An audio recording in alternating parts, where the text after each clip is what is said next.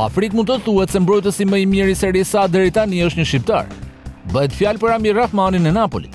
Konkretisht sipas vlerësimeve të bëra nga SofaScore, kapiteni i kombëtares së Kosovës udhëheq një listë speciale të notave të mbrojtësve me një mesatare 7.23.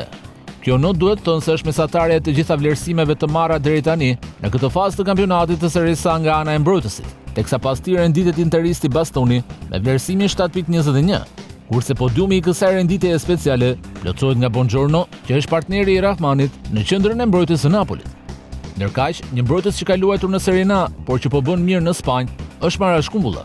Qendërmbrojtësi i kombëtares shqiptare po luan një super sezon te Espanyoli, skuadër ku transferua gjatë verës në formuazimi nga Roma.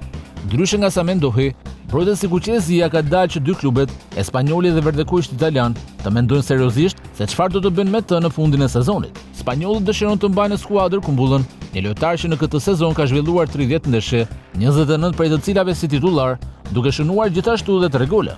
Fjalën e parë në lidhje me të ardhmen e tij e ka pikërisht klubi spanjoll, por Roma preferon që çdo skuadër e cila kërkon shërbimet e tij të paguajë një shumë të konsiderueshme për Kumbullën.